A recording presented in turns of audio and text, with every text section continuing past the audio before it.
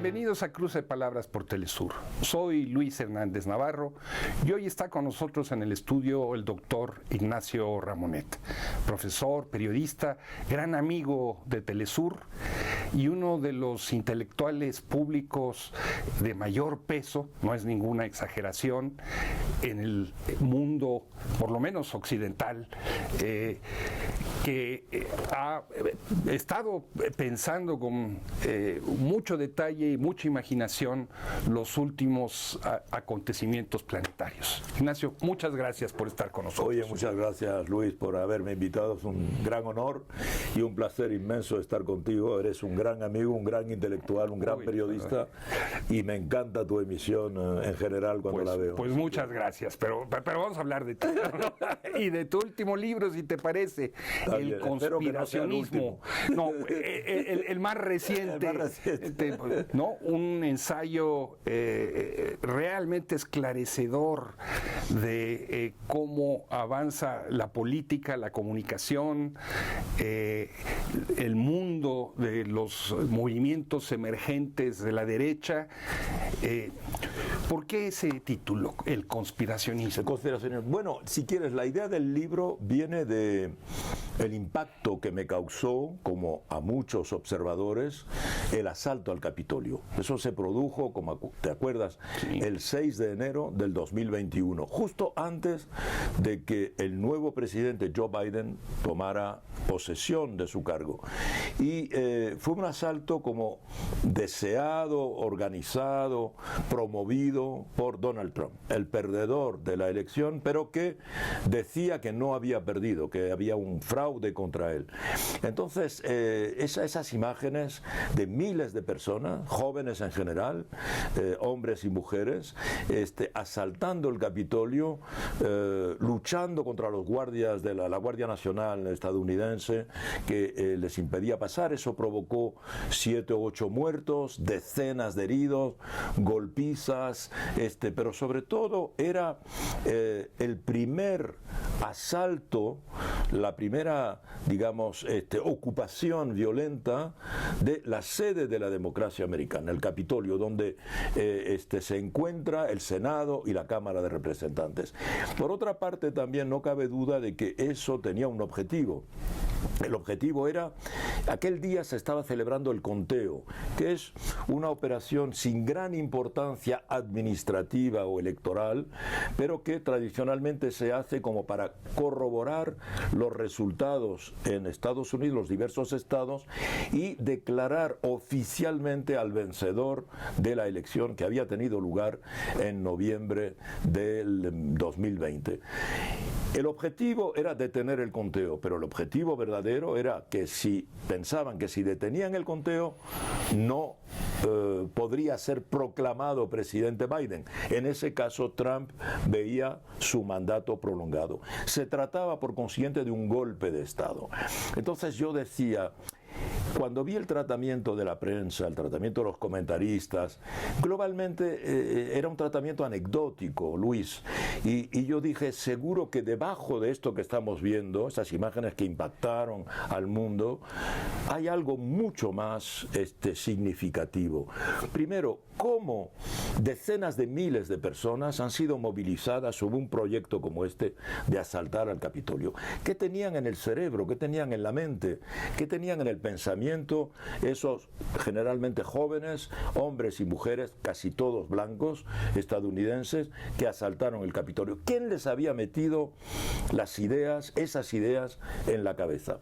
Y así como a partir de ahí empecé a hacer una encuesta durante 2 años, interrogando las fuentes libres en general, y tratando de encontrar la verdadera razón y también, en definitiva, de qué es, la expresión de qué es el asalto al Capitolio. Es la expresión de qué. Y es lo que digo, es la expresión de una nueva extrema derecha, una extrema derecha conspiracionista. Y también, Luis, mi idea era que ese asalto no se iba a quedar huérfano. Eso iba a ser imitado. Y de hecho, claro, todo el mundo recuerda las imágenes el 8 de enero de este año, cuando ocurrió la asalto a las 3 sedes de los poderes en Brasilia. Pero ya había habido el año pasado, en enero del año pasado, en el 2022, en Ottawa, en Canadá, ya había habido un asalto al Capitolio canadiense por los camioneros de extrema derecha que imitaban a la extrema derecha americana para impedir que el Senado, la Asamblea canadiense, votara una ley que les obligaba a justificar su vacunación para atravesar la frontera. Y ahí también acudieron miles de personas tratando de boicotear. Claro, no se trataba de cambiar al jefe de Estado, porque el jefe de Estado de Canadá es la reina de Inglaterra. En ese momento aún no había fallecido, ¿verdad? Sí. Ignacio, en una célebre novela de Lewis Carroll, de Alicia a través del espejo, hay un personaje, Humpty Dumpty, que de repente dice: las palabras significan lo que yo quiero que signifiquen. Lo que tú haces en tu ensayo es explicarnos cómo Donald Trump logró hacer de esta máxima de que su palabra fuera la realidad un principio que guió tanto el sentido común, ¿no?, como el imaginario de amplísimos sectores de la población. ¿Cómo fue eso posible? Exactamente. Primero, esa pregunta es la más legítima. ¿Cómo fue posible que Trump fuese capaz de subyugar, como un flautista de Hamelin, ¿verdad?, a millones de personas con una teoría tan increíblemente carente de base sólida como la del fraude, por ejemplo, de que él había sido el verdadero elegido y que en realidad había sido víctima de un fraude? Y más allá, eso que tú dices, él no dice las palabras significan lo que yo quiero, pero él dice los hechos son los que yo quiero. O sea, tú puedes traerme hechos objetivos, científicos, medidos, verificados por autoridades, pero yo tengo unos hechos diferentes y significan algo muy diferente. Y él, a partir de ahí, pudo elaborar durante los 4 años de su mandato, en particular, una teoría de lo que era el Partido Demócrata. Él es republicano, pertenece al Partido Republicano, representa el ala de la extrema derecha republicana, y lo que él trató de hacer es, ¿cómo diría?, es deshumanizar al liderazgo del Partido Demócrata, para que la gente o los seguidores de él no vieran a esos líderes como personas que practican la política con una tendencia particular, sino que los vieran como criminales. En particular, elaboró esta teoría que se llama del Pizzagate, en el que llegaba a demostrar, y la gente se lo creyó, que los dirigentes del Partido Demócrata, en particular Hillary Clinton, pero también Obama, pero también todos los que los apoyaron, Kamala Harris, etc., en realidad eran una banda de pedófilos. Su verdadera pasión era agredir sexualmente a niños y niñas, que raptaban, o tenían bandas que los raptaban para ellos, que los almacenaban en los sótanos de una pizzería, de un restaurante en Washington, un restaurante muy preciso, que se llamaba Pizzería Ping Pong o algo así, y allí los agredían sexualmente, eventualmente los devoraban, los sacrificaban a Satán y les arrancaban una materia, una hormona de la juventud eterna que se llama el adrenocromo. Esa historia, que yo me imagino que las personas que nos están viendo y escuchando dirán, ¿cómo es posible que alguien pueda creer eso? Pues Donald Trump tenía 153 millones de seguidores en sus redes sociales, y digamos la mayoría de sus seguidores se creyeron esta historia.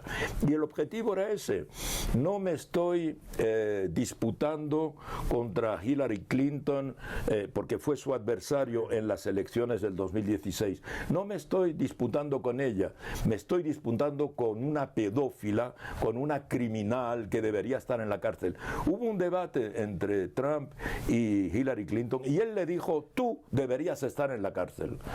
Y delante de todo el público, ¿verdad? Que se preguntaba de qué se trataba. Se trataba de esta agresión.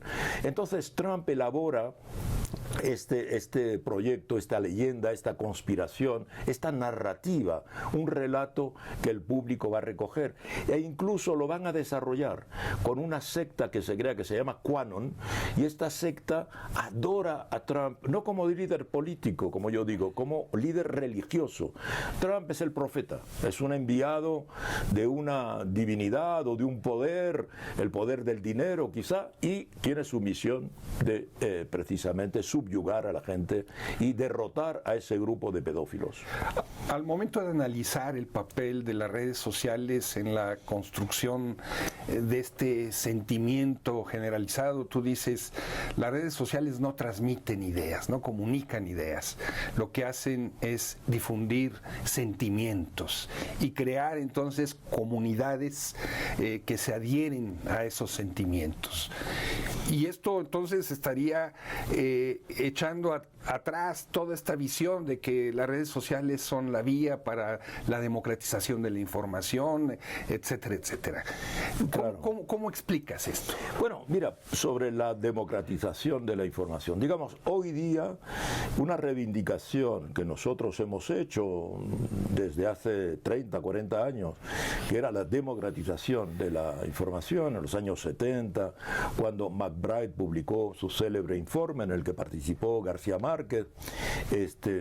Bueno, la idea era la siguiente: la comunicación, la información, en particular la prensa, la radio, la televisión, en aquel momento, está en manos de unos cuantos grupos monopólicos, que poco a poco se transformaron en grupos multimedia, porque antes eran grupos de periódicos, luego grupos de radio, luego grupos de televisión, pero luego fueron grupos que tenían prensa, radio y televisión, tenían todo. Entonces, esos grupos monopolizan la información y el ciudadano depende para informarse de alguno de esos grupos, entre los cuales están los estados también, o los gobiernos que poseen los medios oficiales. Entonces la idea era cómo hacer para que los ciudadanos tuvieran su propio medio. ¿Qué hacemos? Compramos un periódico, nos cotizamos para crear una radio, las radios comunitarias en particular, las radios populares. ¿Qué hacemos? Compramos un canal de televisión. Todo eso era demasiado caro. Entonces la idea hoy la democratización de la información se ha hecho porque todos tenemos teléfono y los teléfonos hoy día nos permiten tener acceso al mundo entero, enviar mensajes al mundo entero, criticar lo que quiero criticar. Si mañana digamos un periódico dice tal cosa, pues yo en mi red puedo decir que no es verdad, y la eficacia mía quizá no sea como la de la radio, pero estructuralmente yo puedo comunicarme con el mundo. No estoy desprovisto de armas comunicacionales como antes, ¿verdad? Entonces, ¿te parece si podemos hacer una pausa aquí y ahorita retomemos tu explicación? Excelente. Amigos, amigas, no se vayan, volvemos en muy breves instantes.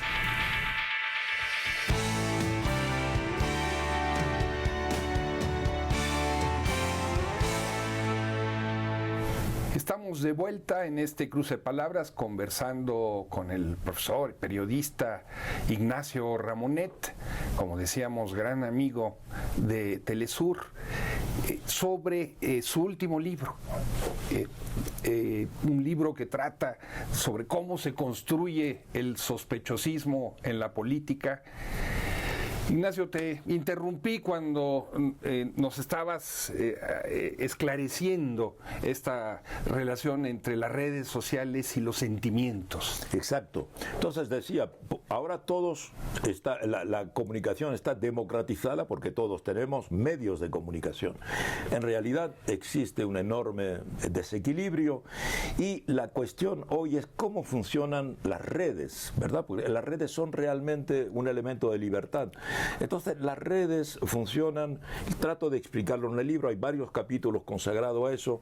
Las redes efectivamente, como tú lo dices, transmiten más sentimientos que información, transmiten más emociones que información. En realidad las redes sirven para comunicar, no para informar, es mi teoría, ¿verdad? ¿Por qué? Porque en las redes, esencialmente, lo que uno hace con las redes, lo que la mayoría de los usuarios quieren hacer con las redes, es transmitir algo que tú has recibido, algo que tú has visto, algo que tú has realizado, una foto, o algo que te ha interesado. Lo que vas a hacer es transmitirla. Es decir, el usuario de redes es alguien mucho más activo que el lector o el consumidor de información. No tiene tiempo. Y la prueba es que lo que más circula en las redes, o que lo que circula con más velocidad, son los memes.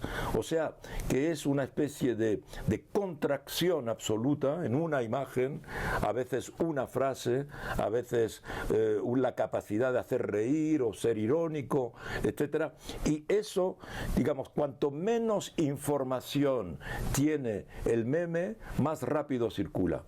Y cuanta más información tiene, menos rápido circula, porque hay que leerlo, hay que descifrarlo, entonces es demasiado complicado.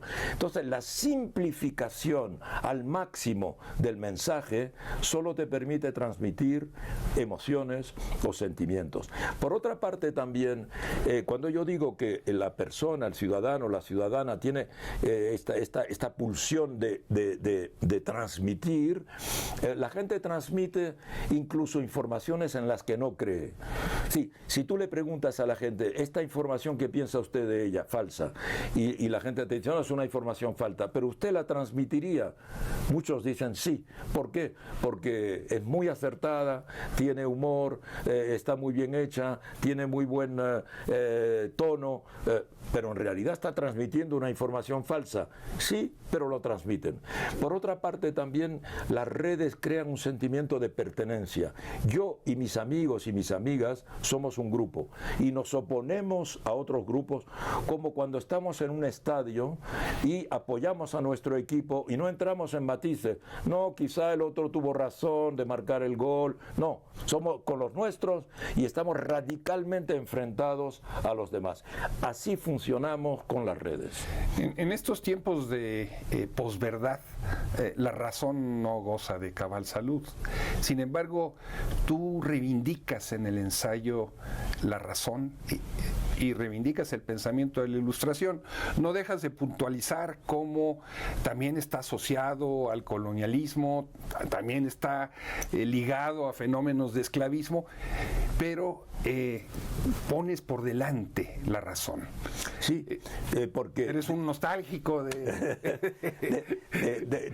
la Revolución Francesa, de la premodernidad, pues dice la posmodernidad, de la premodernidad. No, claro, porque digamos, con un discurso no racional, que a veces tú has hecho alusión a Lewis Carroll, que no es racional y que seduce, o Kafka, por ejemplo, pero si quieres, con un discurso no racional, así ha edificado y así ha construido su notoriedad Trump, ¿verdad? Diciéndole a la gente, finalmente ha como restaurado el pensamiento mágico, ¿verdad? Y el pensamiento mágico es un pensamiento demasiado religioso. No supone que tú me entiendas, supone que tú me creas. Y entonces hoy día lo que es dominante es que mucha gente prefiere creer y no saber. Lo que quiero es creer, quiero tener como fe. Y fe en un líder o en una lideresa, fe. Lo que me diga, lo hago. Eso es lo que pasó con la gente que asaltó el Capitolio. Él dijo, no podemos permitir que esto se conté, y la gente fue, sabiendo que iba a enfrentarse, que hasta se jugaba la vida.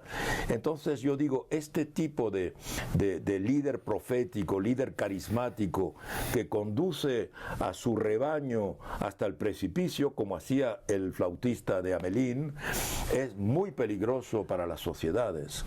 Eso no nos impide seguir denunciando el racismo, el colonialismo, evidentemente con la mayor radicalidad, la discriminación con respecto a las mujeres, obviamente. Al contrario, hay que hacerlo con racionalidad también, porque el pensamiento prerracional pienso que es un pensamiento peligroso en ese sentido. Tu libro es un ensayo en una época en la que lo que predomina mucho son trabajos de corte académico plagados de citas. Hay muchísimas citas también en lo tuyo, pero que buscan que los investigadores obtengan puntos en sus sistemas de reconocimiento, etcétera.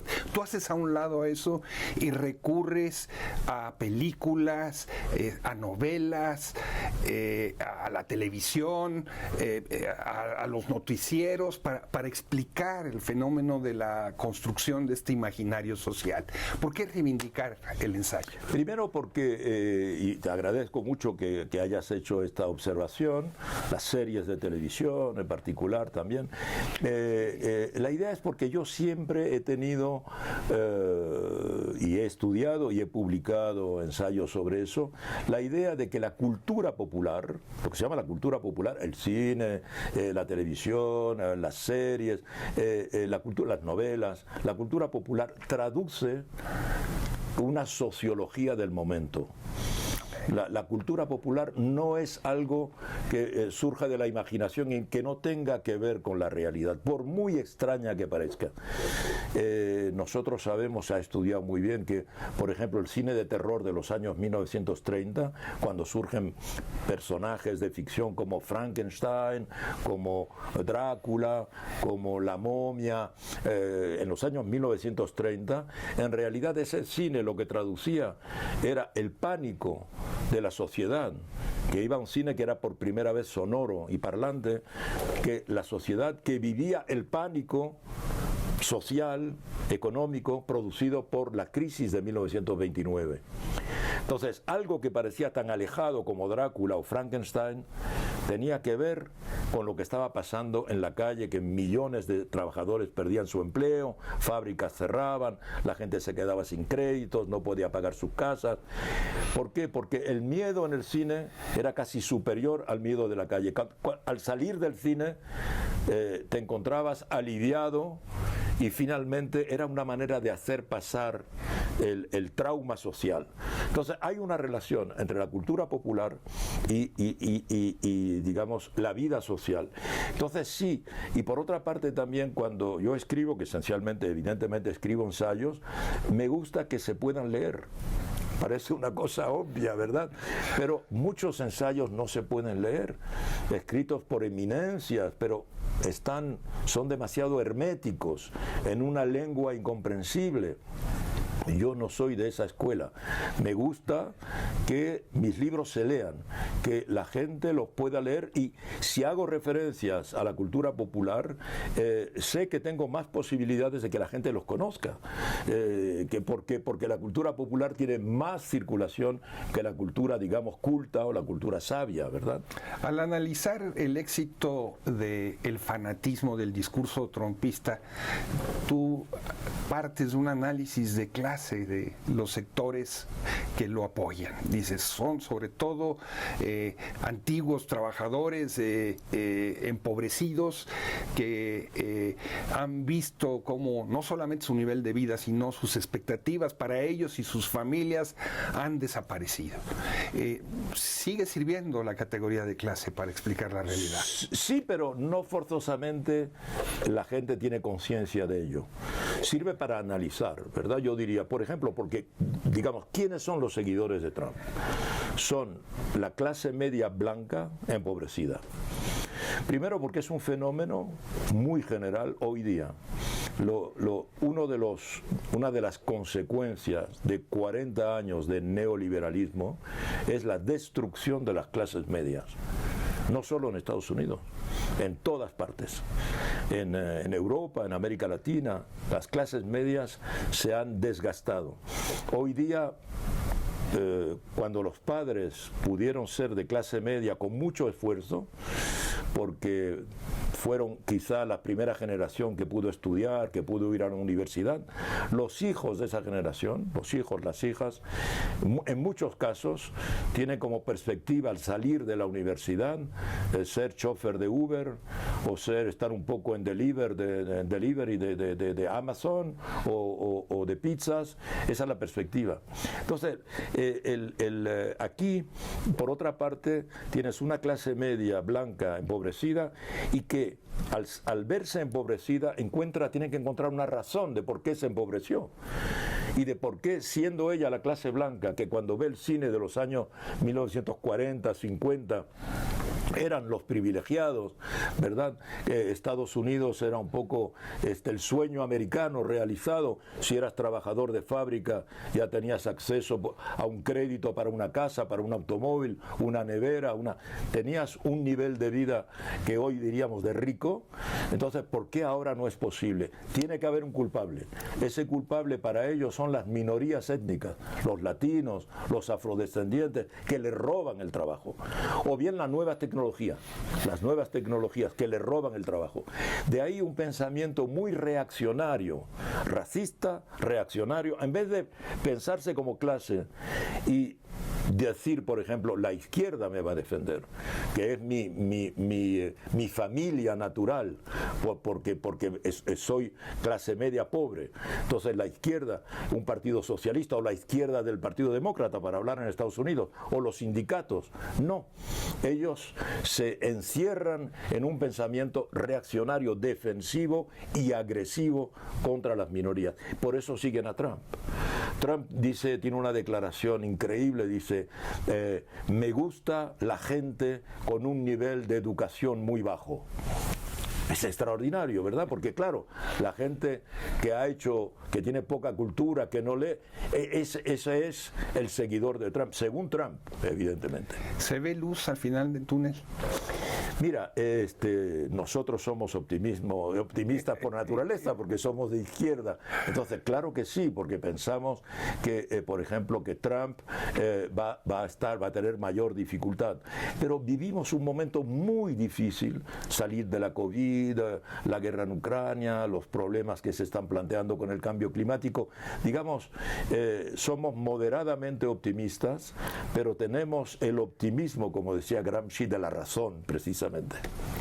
Ignacio, muchísimas gracias por estar con nosotros. Gracias, Luis, gracias a ti. Amigos, amigas, muchas gracias por su amable compañía. Ya saben, los esperamos la semana que viene aquí por Telesur. Hasta la próxima.